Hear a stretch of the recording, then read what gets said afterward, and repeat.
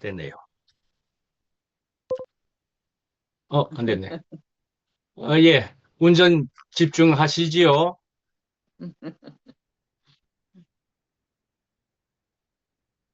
이 시간에 잠깐 고백할 만한 것이 생겼다면은 영식이 형님이 언제 저하고 같이 차를 나란히 이렇게 가고 아니다. 그게 아니었구나. 제가 전화를 했을 때 그 근처 시간에 한번 접촉 사고가 있었다. 이런 일이 다 있었습니다. 그래서 내 영식이 형님은 운전하는데 함부로 안 건드리려고 그럽니다. 안녕하세요. 동률 형제 잘 다녀왔어요. 안녕하세요. 예, 벌써 돌아왔네, 동률이 반갑습니다. 형제. 예. 영순 네, 누님. 어제 딸내미 아침에 보고 돌아왔어요. 왔어요. 아, 어제 어제 아침에, 아침에. 어이구, 예, 어제 아침에 왔으면은, 아, 웬만하면 피곤하시는데. 늦잠도 잘 만도 한데, 동률이 형제는 그런 사람이 절대 아닐 거라. 워낙 아, 부지런해서. 어제 11시에 자가지고 6시 반에 일어나가 뭐 한 번도 안 깨고 잤어요. 아, 그렇게 자면 딱 해결이 되는 거네. 참, 어제 그래도, 오면서 비행기에서 한 잠도 못 자가지고. 어, 비행기에서는 잘 자는 사람 몇 안 되는 것 같더라고. 다 잘 자는데, 다 잘 자는데 우리 부부는 못 자더라. 비행기 너무 좁아가지고. 정이모니 안녕하세요. 예, 혜정네 종임 어머니도 누님, 안녕하세요. 혜정래 누님, 아, 반갑습니다. 원영이 형님 더 젊어지셨네. 그렇죠. 예, 청년 같으시죠. 같이 늙어가니까 그거. 그 화면이 은영 형, 어두워가지고 화면이 밝으면 더 멋있을 것 은영 같아요. 형님이 몇 년생이셨지요? 57년생입니다. 57년생. 진호 형하고 동갑이었던가 참 그랬구만요. 예, 예. 근데 굉장히 57년생. 젊어 보이세요. 예. 예, 어, 저보다 전연하원 젊어 들어오시면 보이, 안녕하세요. 은영 형님은 저보다 젊어 보이려고 한다니까요, 충분히. 향신 누님 들어오셨네요. 예. 그래도 우리가 이렇게 줌으로라도 얼굴을 뵈니까 얼굴과 얼굴로 보는 것처럼 성경에는 정말 얼굴을 맞대야 보는 것이라고 그랬는데 우리는 줌으로도 얼굴을 볼 수 있는 그런 시대에 그 신약의 성경의 말씀이 좀 의미가 다릅니다. 바뀌어져 있습니다. 줌으로도 얼굴을 볼 수 있습니다. 멀리 테네시에 계시는 종임 누님까지도 얼굴을 볼 수가 있습니다. 같은 시간에. 놀라운 시대에 살고 있습니다, 우리가. 예, 그것도 기적이라면 기적의 시대에 살고 있습니다.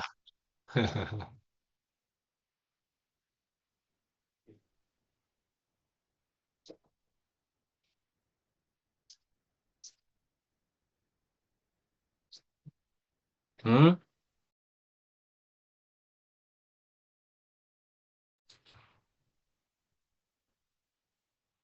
자, 이제 시작합니다. 6분이네요. 자, 버튼을, 것을, 여기를 켜고,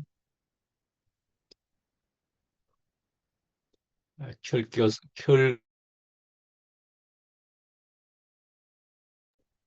목사님도 녹화하시죠? 그럼.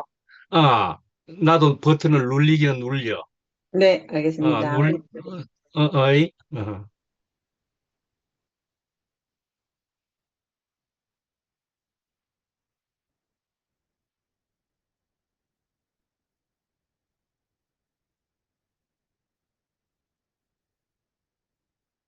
Recording in progress.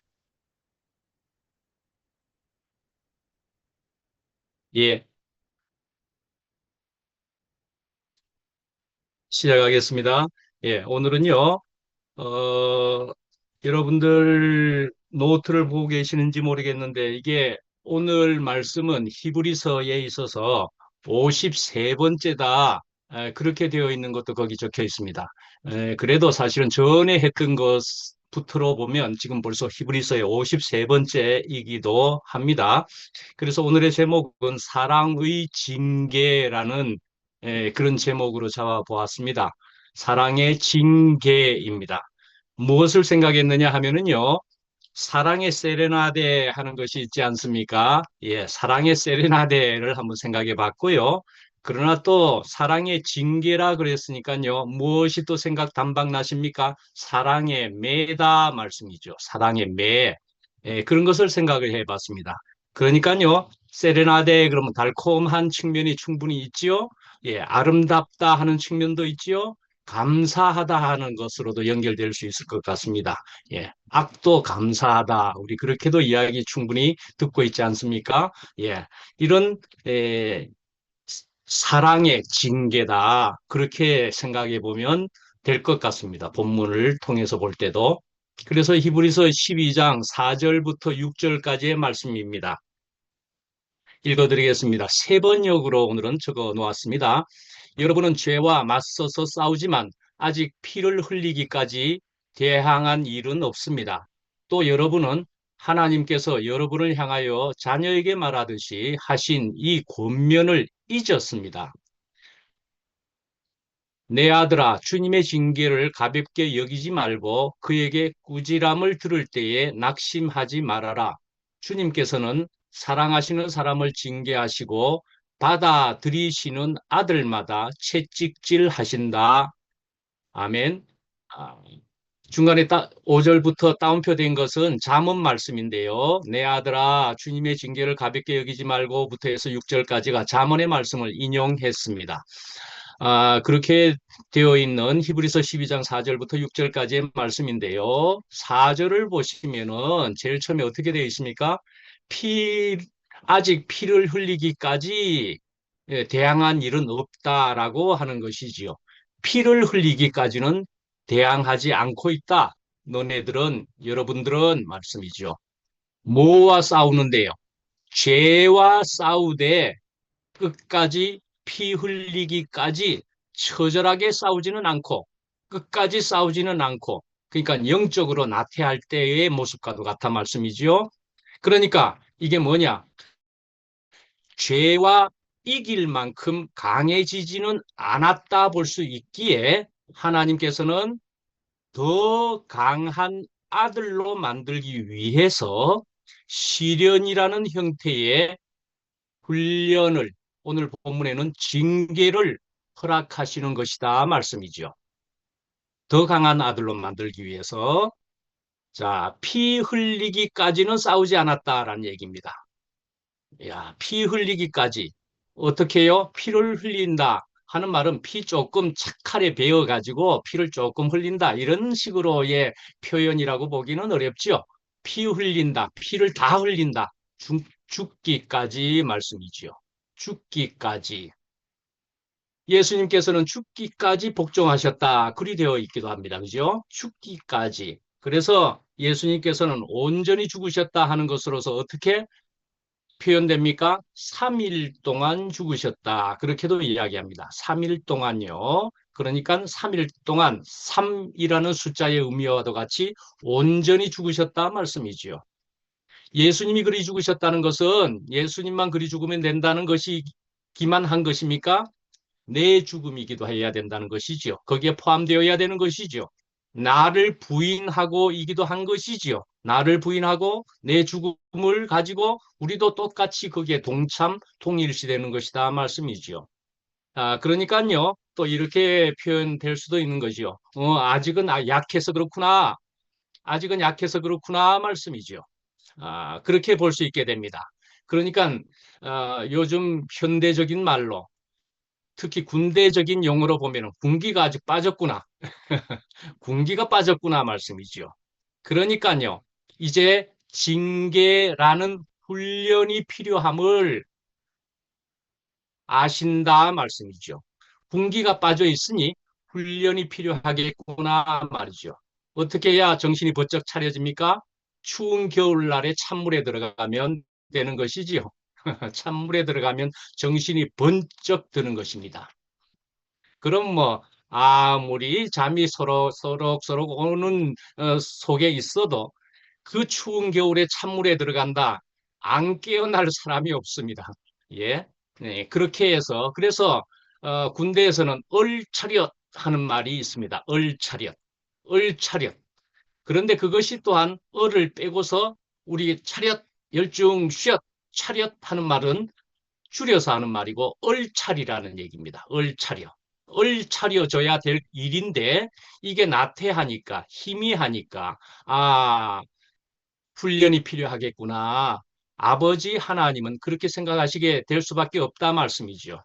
그러니까 이것은 이 징계가 오게 되는 것은 지금 이렇게 아직까지 죽기까지는 이렇게 하지 않으니까 희미하고 나태해 보이니까 이렇게 되는 모습이라 그랬죠. 자, 이렇게 되는 것은 하나님의 정교한 교육 커리큘럼이라 그리 볼 수가 있겠다는 것입니다. 이제 5절, 6절에 나오는 것과 같이 징계가 있어지게 되는 그것은 하나님의 교육 커리큘럼이다 말이죠. 근데 이제 죄와 싸우는 것에 있어서라고 그랬습니다. 사전에. 죄와 싸우는 것에 있어서 그러니까 죄와 싸운다? 또 다른 말로는 생명의 전쟁이라 그리 볼 수가 있습니다. 생명의 전쟁이다라는 것입니다. 우리가 싸운다 그러면은요, 우리는 사람을 치고받고 세상에서 아주 무시무시하게 싸우는 그런 것으로 생각을 합니다. 예, 그런 것이기보다도 이건 생명의 전쟁이다라는 것이지요. 그래서 죄라는 것은 그럼 무엇이냐? 다시 살펴봐도 어떤 행동 이전에 내 안에 있는 옛 생명, 아담의 생명이라는 것이 죄다 그렇게 볼 수 있는 것이죠.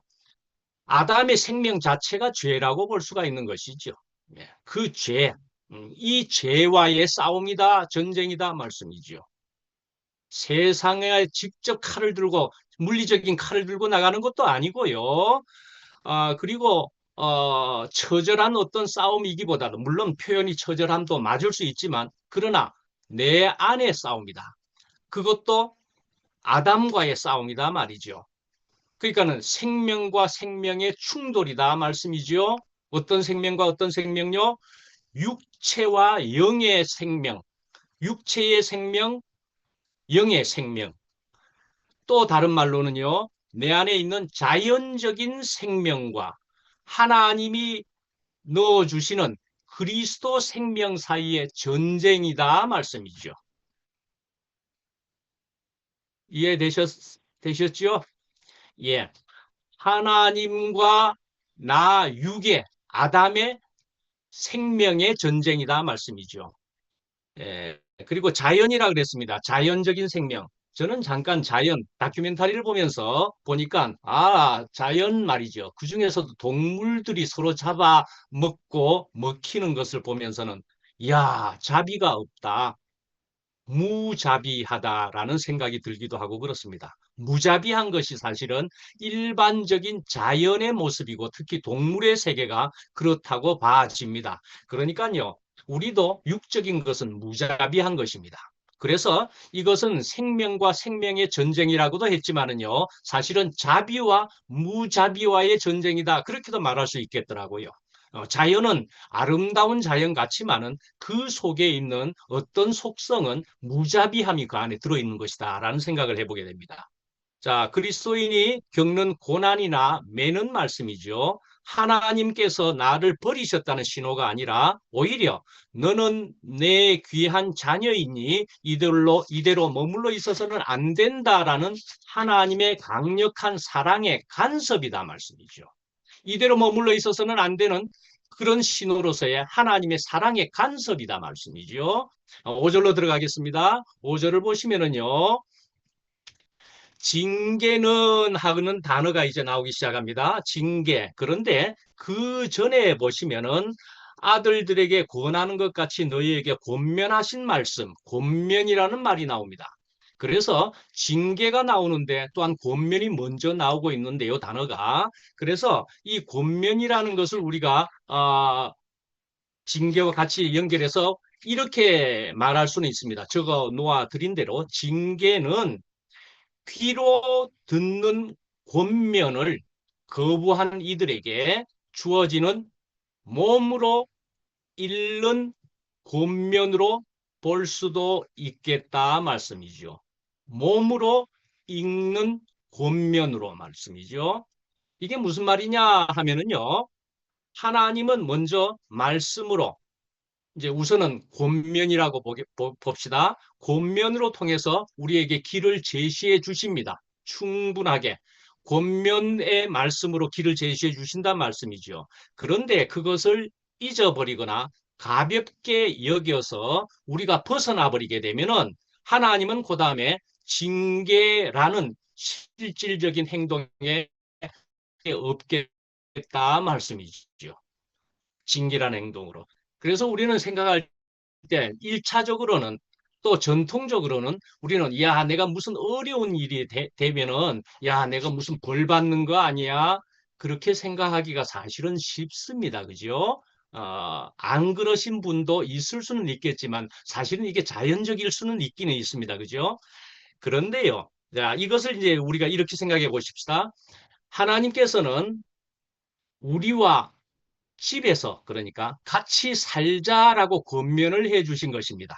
집에서 같이 살자 권면을 해 주셨는데 우리는 그 권면을 받아들이지 않고 어겨버리고서는 집을 나가버리게 되면은 말이죠. 그래서 나가면 고생은 당연한 것입니다. 지가 나가버린 겁니다. 사서 하는 고생이다 말씀이죠. 그래서 나가면 고생, 집 나가면 고생이 된다 말씀이죠. 또 해를 피하게 되면은요. 추위는 당연한 것입니다. 어둠도 당연한 것입니다. 태양을 피하게 되면은 추위나 어둠은 당연한 것입니다. 그렇죠?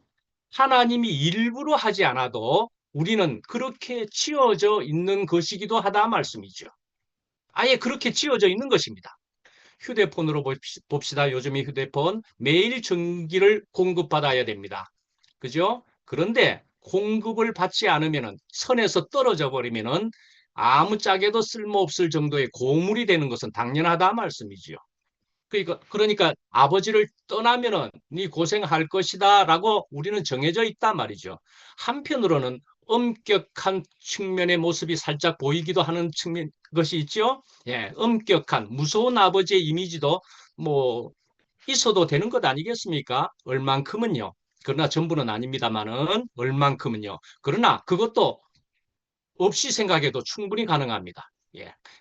그러나 하여튼 아버지는 이런 면도 가지고는 있다.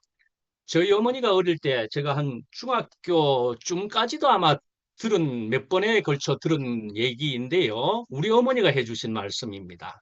어떤 아들과 어머니가 있었는데 그 아들이 그만 감옥에 들어가 버리게 되었습니다.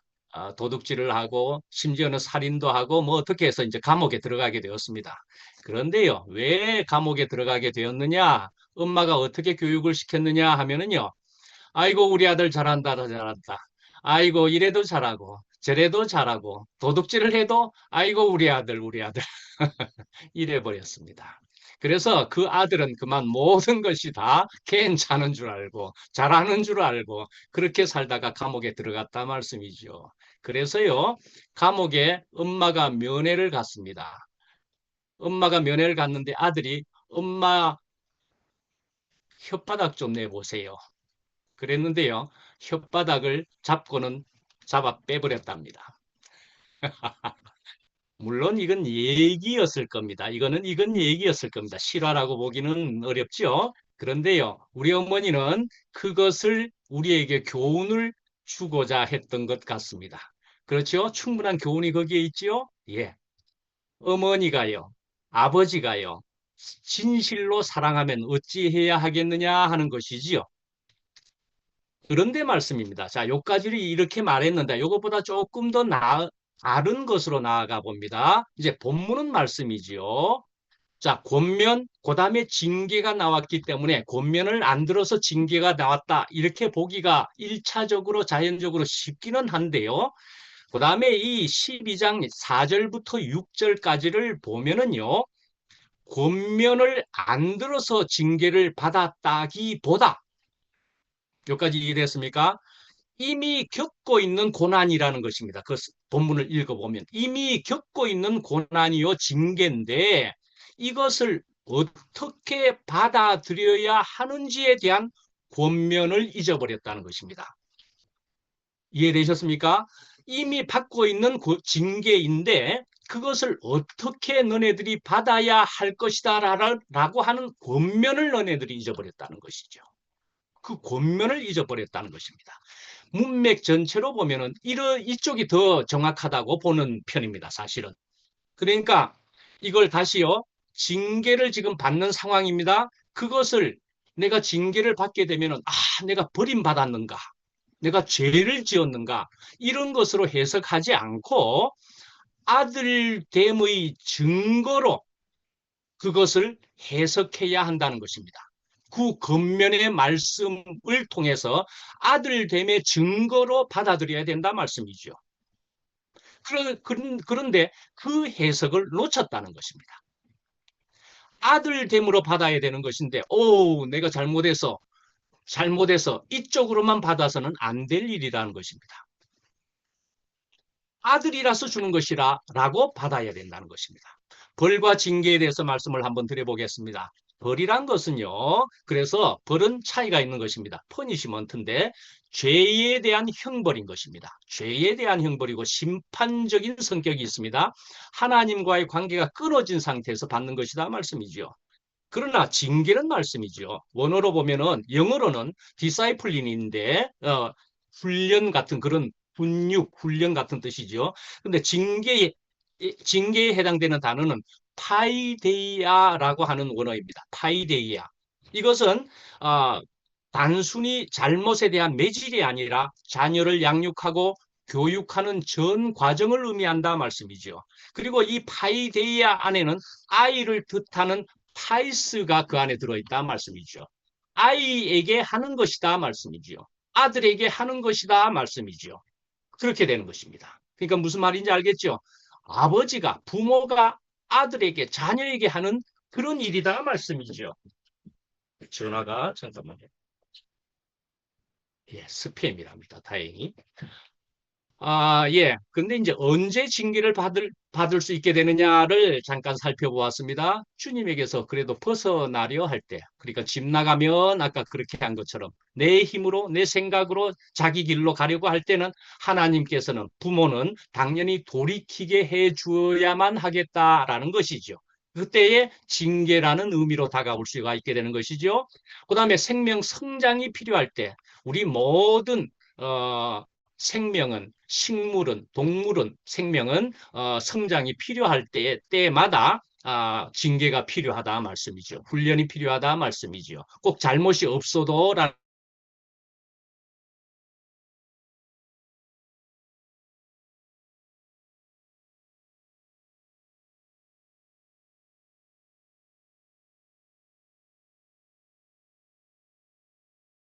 되는 것이고, 징계는 하나님과의 관계 안에서 이해되는 것이다 말이죠. 하나님과의 관계 안에서입니다. 자, 그래서 징계하면은 벌 같은 의미로 우리가 한국말로 보면 단박 들어와 버리지 않습니까? 느낌이. 벌이 아니라는 것이 되는 거죠. 벌이 아닙니다. 징계는. 그러니까 뭐라고요?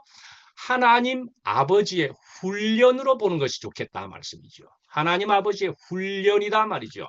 그래서 이제 훈련이라 그러면은요, 자, 남자가 특히 더 아주 이해가 크게 되겠지만은 우리 여성분들도, 자매님들도 들어서 아실 겁니다. 군대에 가면은 모든 훈련, 모든 시간에 다 힘든 건 아니고, 특히 유격 훈련을 받게 될 때 억수로 힘듭니다. 예, 그런 유격 훈련을 받을 때 받고 나면은, 이야, 정말 힘든 거 받았다. 그리고 정말 군인다움이 생기고요, 강인한 사람이 되고요. 예, 최고의 고생이다 말씀이죠. 그런데 아예 내내 훈련을 그렇게 세게 받는 또 군인들이 있습니다. 해병대 말이죠.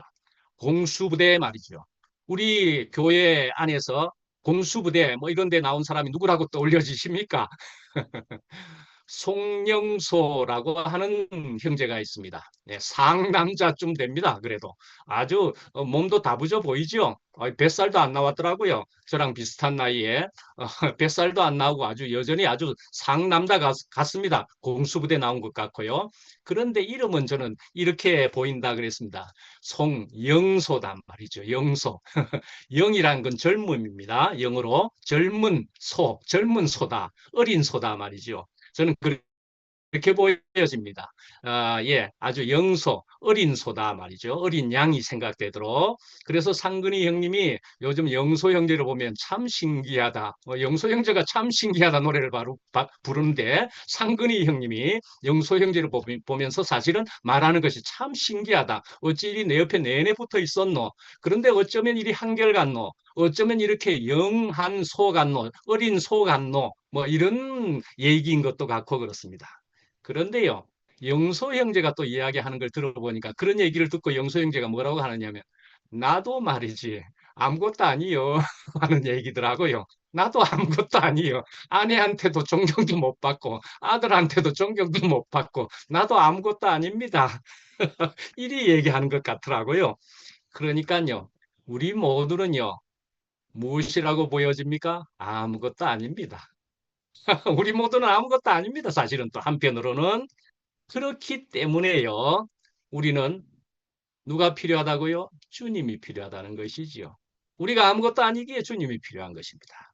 우리가 아무것도 아니기에 우리 앞에 사람들, 우리 몸의 지체, 교회 안의 지체들이 필요한 것입니다. 분명 그런 것입니다. 그래서 우리 모두는 또한 모두가 귀한 사람들이기도 한 것이죠.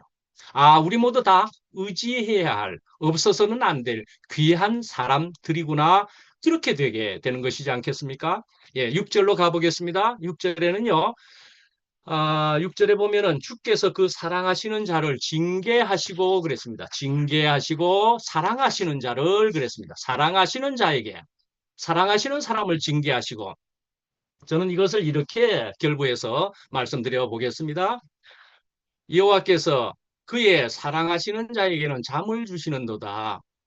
그런 말씀을 들어보셨지요? 많이 들어보셨지요? 사랑하시는 자에게 잠을 주신다는데 오늘 여기에서는 사실은 뭐라고요? 사랑하시는 자에게 징계를 주신다. 그리 되어 있다니까요. 무엇이 사랑하는데 뭐 잠도 주시고 징계도 주시느냐? 그렇죠? 예. 서로 상반되어 보이지 않습니까? 하나는 평안이고 말씀이죠. 하나는 고통처럼 보이지 않습니까? 예, 평안과 고통 상반되는 것처럼 보이지만 이것은 사랑의 두 가지 표현이다 말씀이죠. 사랑의 두 가지의 표현이다. 그리 볼 수 있겠단 말이죠. 반대가 아니라는 것입니다. 같은 근원에서 나온 서로 다른 방식이다 말씀이지요. 그러니까 뭐지요? 징계의 목적은 무엇으로 볼 수가 있습니까? 잠으로 돌아가게 하는 것이다 말씀이죠. 징계의 목적은 잠으로 돌아가게 하는 것이다 말씀이죠. 동의하십니까?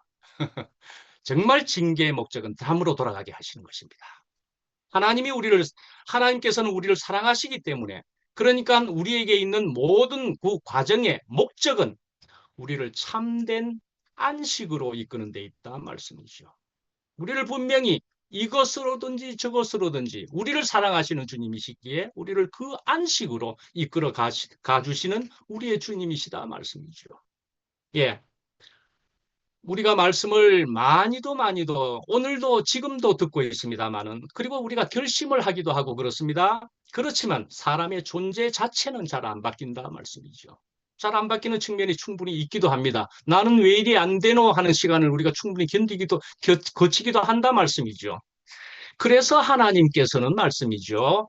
단순히 말씀만 주시지 않고 환경과 상황을 통해서 우리 존재를 건드리신다 말씀이죠. 아예 존재 자체를 건드려 버리신다 말이죠. 이게 바로 징계다, 그리 볼 수 있겠다는 것입니다. 말로만 해도 안 되니까 도대체가. 그러니까는 아예 깊은 것을 건드리기 위해서 이렇게 징계를, 하나님 아버지의 훈련을 허락하실 수밖에 없겠다 말이죠. 그러니까요, 이것은요, 생명을 이론에서 실제로 만드는 과정이다. 그리 볼 수 있지 않겠습니까? 이론에서 실제로 만드는 과정이다. 이것이 징계다 말씀이죠. 그래서 사람은 결국은 말씀이죠. 무너지지 않으면 바뀌지 않습니다. 내 모습 그대로 한편은 맞아도 한편은 내 속에 있는 모든 것은 무너지지 않으면은 내 속에 있는 아담의 성분은 무너지지 않으면 바뀌지 않는단 말이죠. 말로는 겸손해지지 않고 이해로는 하나님께 의지하지 않는다. 그래 볼 수가 있습니다. 말로는 안 되고 이해로는 안 되는 측면도 있단 말이죠. 말과 함께 이 징계가 필요하다. 그리 볼 수 있는 것이죠. 그래서 말씀이죠. 저도 그래도 이만큼 이렇게 이것이 좋음을, 고난이 좋음을, 징계가 좋음을 저는 알겠더라 말씀이죠. 저는 이게 사실은 정말 좋습니다. 저도 말로 해가지고는 잘 못 알아먹는 사람입니다. 저도 말로 해서는 잘 못 알아먹더라고요. 머리로는 알았다고 생각하는데도 불구하고 진정 아는 게 아니더라니까요. 진정 아는 게 아니었습니다. 그래서 징계쯤을 받게 되면 그래서 좀 불편하네, 평안이 깨졌네, 아프네, 슬프기도 하네, 뭐 좀 이상하네. 일이 될 때쯤 되면은 신호가 되더라 말씀이죠. 주님도 말씀이죠. 그저 하늘에서 뚝 떨어져 가지고 다 되어버린 이런 것이면 우리는 안 됩니다. 결국은 가다가 십자가의 길로 가셔서 3일 동안 온전히 받고 나셔서야 내가 온전히 세상을 이겼노라. 그리 되신 주님이시다 말씀이죠. 내가 세상을 이겼노라 하셨단 말씀이죠. 우리가 이런 주님 안에 있게 될 때에 있기에 우리가 세상을 이기는 것이다 말씀이죠. 무엇을 포함해서 그러니까요. 고난을 통해서, 징계를 통해서 그것과 함께 세상을 반드시 이기게 되는 것이다 말씀이죠. 자, 히브리서 12장에서 말하는 징계를 다시 한 번 더 보시면은요. 예. 권면을 안 들어서 징계를 받았다. 이리 볼 수도 있다는 것이기도 합니다. 권면을 안 들어서 징계를 받는다. 그러나 거기에는 우리가 이제 달리 더 정리해서 봐야 할 것은 하나님의 아들이기 때문에 징계가 있다. 이렇게 보면은 전혀 다른 그림이 펼쳐진단 말이죠. 그래서 우리가 징계는 주로 교정의 의미를 가지게 되면은 벌과 유사한 느낌으로 받아들여지기도 하겠다는 것입니다. 교정의 의미로 보면 벌과 유사하지만은 그러나 6절에 보면은요. 주께서 사랑하시는 자를 징계하신다. 이 말씀은 징계의 그 출발이 인간의 실패가 아니라 하나님의 사랑이시라는 것으로 말하는 것이다 말씀이죠. 하나님의 사랑이시다는 거예요. 너네들이 잘못했기 때문에 이 녀석 맛 좀 봐라 뭐 하고 고약한 어떤 그런 마음으로 하시는 게 아니다 말이죠. 하나님의 사랑으로 그렇게 되는 모든 우리의 징계다 말씀이죠. 그래서 아들이기 때문에 계속되는 것이다 말씀이죠. 예. 그래서 우리를 더 온전하기 위해서, 더 깊이 빚으시기 위해서 이런 훈련이 주어지는 것이다 말씀이지요. 만약에 우리가 이것을 원인으로 생각을 하게 되면은 어려움이 올 때마다 징계를 원인 중심으로 생각을 하면 이해되시고 있죠? 징계를 원인으로 생각을 하게 되면 어떤 어려움이 올 때마다 내가 무엇을 잘못했기 때문에 이런 일이 왔나? 이것을 막 들여다보게 됩니다. 이것을 막 들여다보게 되면서 그래서 우리가 고난과 징계를 이런 것을 만나게 되면은 부담이 되거나 두려움으로 연결될 수가 있다는 것입니다. 부담이나 두려움으로 연결될 수 있다는 것입니다. 그러나 아들됨이라고 하는 그런 관점에서 보게 되면은 달라집니다. 하나님이 나를 통해서 무엇을 이루고 계시는가? 나를 더 어떻게 온전하게 더 빚고 계시는가? 이런 방향으로 가게 된다 말씀이죠. 그렇지만 본면을 안 들어서 징계받는다 하는 측면이 완전히 틀렸다고 할 수는 없습니다. 예, 우리는 가끔씩은 훈련 안에는 우리가 빗나감이나 불순종을 바로잡는 요소도 포함될 수 있기는 합니다만은 그러나 그것은 본질은 아니다. 제가 그렇게 저는 정리를 해서 말씀드리고 있습니다. 자, 그래서 우리는 이런 고난에 대해서는 우리는 전혀 다른 새로운 안경을 우리가 쓰게 된다 말씀이죠. 새로운 안경을 쓰게 되는 것이 있죠. 고난은 그래서요 좋은 것이다. 그렇게 되십니까? 실제 안에서, 현실 안에서? 저는 정말 아까 말씀드렸듯이 고난이 정말로 좋습니다. 저는 말로 해서 잘 못 알아듣습니다. 그러니까 고난이 와야만 정신이 번쩍번쩍 그때 든다니까요. 고난도 감사하다 말씀이죠. 또 누구의 말씀 악도 감사하다. 악도 감사하다인데 고난도 당연히 감사하지요. 예, 그런 것이다 말씀이지요. 예, 그러니까요, 징계란 것은 이 아버지의 훈련이라는 것은 아버지가 나를 포기하지 않으셨다는 가장 뜨거운 증거가 된다 말씀이지요. 성장통이다 말씀이지요. 맞바람이다 말씀이지요. 그 맞바람을 맞아야만이 하늘 높이 독수리가 올라가고 여는 하늘에 떠 있게 되는 것이다 말씀이지요. 그래서 모든 일은 하나님께서 운행하신다. 하나님이 인도하신다. 그렇게 우리는 받아들일 수 있는 사람일 때에 나는 그에 비해서 피조물이 분명한 것이지요. 그러니까요. 내 그 피조물 주제에 내가 다른 사람을 판단하고 정죄하는 것은 안 될 일이다라는 것입니다.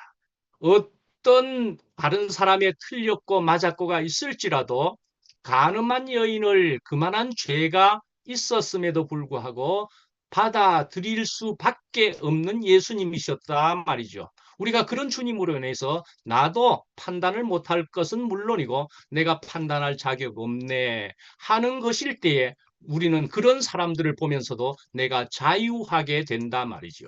주님께서 간섭하시고 운행하시는 중에 있다라는 것이죠. 예, 저는 미국에서는 오늘 하루 어땠어? 그렇게 이름을 인사를 하기도 하고 그럽니다. 그러면 롱데이였어. 그렇게 합니다. 롱데이였어. 아주 긴 하루였다. 그렇게 합니다. 저는 지난 주일을 한 주 어땠어? 그러면은 저는 롱위크였다. 그렇게 말하겠습니다. 아주 한 주가 아주 힘든 한 주를 조금 보냈다. 저는 고백할 수 있습니다. 예. 몸이 아주 아팠고요. 몸이 아프니까 마음도 따라서 아팠는지 싶습니다. 그래서 몸도 마음도 영육간에 좀 고난 좀 왔네 싶습니다. 예. 그런데요. 이러할지라도 누가 우리를 그리스도의 사랑에서 끊으리요? 예. 누가 우리를 그리스도의 사랑에서 무엇이 우리를 그리스도의 사랑에서 끊겠느냐 말씀이죠. 모든 생기는 징계는 저는 받아들일 수밖에 없겠더라 말씀이지요. 그러면서 모든 것이 저를 저되게 하기 위해서 저를 더 성숙되게 하기 위해서 하는 합당한 일입니다. 모든 것은 주님께서 운행하시니 이건 감사로 받을 수 없겠습니다. 주님께서 하시는 일이니까요. 예. 그렇게 우리가 받아들이게 되면은 이것이 그때그때 우리에게 놀라운 기적으로 유레카하고 찾아오게 된다 말씀이지요. 그래서 우리는 언제나 말씀과 주님을 바라는, 그래서 노래 가사 중에도 사랑이 필요한 거죠. 우리는 사랑이 필요한 것만으로 생각해서는 안 될 것 같습니다. 징계가 필요한 거죠.입니다.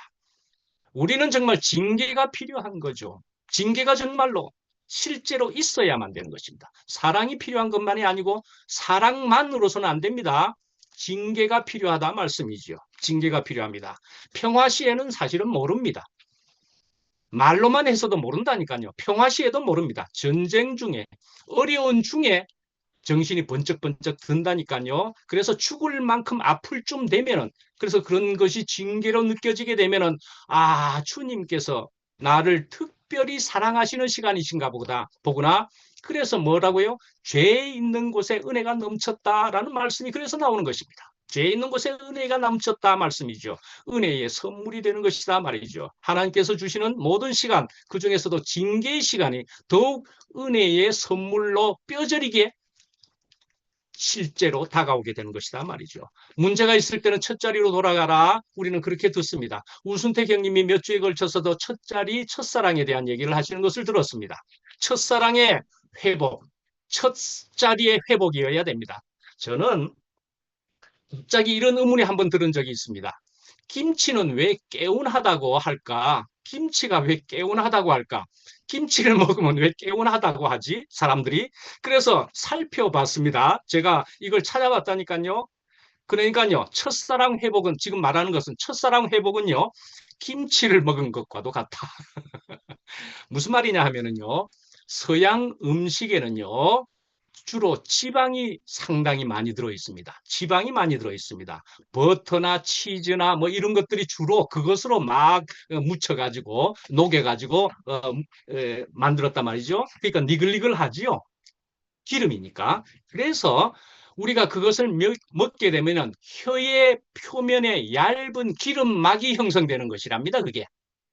혀 표면에 기름막이, 얇은 막이 형성되는 것인데, 김치는 무엇이냐 하면은요, 젖산으로 되는, 그러니까 유산균이다라는 것이죠. 산성이기도 하다는 것이죠. 그러니까요, 이게 기름막을 세척해 준답니다. 세척을 해 준답니다. 그러니까요, 먹으면 개운해진다 볼 수도 있다는 것입니다. 화이트보드에 하얀 칠판이 있죠. 그건 뭘로 닦습니까? 알코올로 닦습니다. 예, 그런 것과도 같아. 그리 볼 수도 있겠다라는 것입니다. 예, 첫사랑 회복은 김치의 개운함과도 같아. 김치를 먹어서 깨끗이 니글니글한 것을 잡아줘야 된다 말씀이죠. 예수님께서는 에베소 교회에다가요, 예, 칭찬을 하면서도 결정적으로 한 가지를 책망하셨습니다. 뭐라고요? 2장 4절 5절인데 요한계시록 2장 4절 5절에 책망할 것이 있으니 너의 처음 사랑을 버렸느니라. 그러므로 어디서 떨어졌는지를 생각하고 회개하여 처음 행위를 가지라. 그렇게 이야기했습니다. 예, 처음 행위에 대해서는 말할 수 있게 이제 조금 더 말하겠습니다. 그러면 예, 그래서 성경에서 첫 자리는 뭡니까? 이건 시간적인 처음을 이야기하는 것이 아니다라는 것입니다. 우리는 처음이라는 것은 무엇이냐? 그것은 근원이나 위치의 문제라는 것이죠. 그러니까는 하나님의 지으셨던 원래의 목적, 하나님의 형상으로 안식으로 예, 그 목적으로 돌아가는 것이다 말씀이죠. 그게 첫 자리입니다. 다시 말해서 또 우리는 분명 피조물의 자리로 돌아가는 것이다 말이죠. 그렇다면 창조주를 인정하는 것이다 말씀이죠. 분명히 그렇게 창조주가 인정되어야 하는 것이 피조물입니다. 그리스도 십자가로 통해서 말씀입니다. 그리스도 십자가를 통해서. 그래서 그것이 누가복음 15장에 많은 것이 그 성경 전체에 나타납니다만은 누가복음 15장의 탕자 비유가 바로 그것이라는 것이죠. 결국 아버지 집을 떠났다가 아버지 집으로 돌아가는 것이 첫 자리를 회복하는 것이더라 말씀이죠. 예. 그래서 그러면 잠깐 이야기하면 처음 행위라는 것이 무엇입니까? 처음 행위는 바로 첫 자리를 가지게 되면은 그 생명을 그러니까 가지게 되면은 그 다음에 나타나는 행위여야 된다는 것이죠. 그저 첫 자리와 그 생명을 가지지 않고 행위를 열심히 하는 것은 오히려 열심히 하면 할수록 더욱 엉터리가 되고 괴물이 된다는 것이죠. 열심히 하면 할수록 엉터리와 괴물이 됩니다. 첫 자리를 회복하고 그 생명 속에서 나타나지는 행위여야 된다는 것이죠.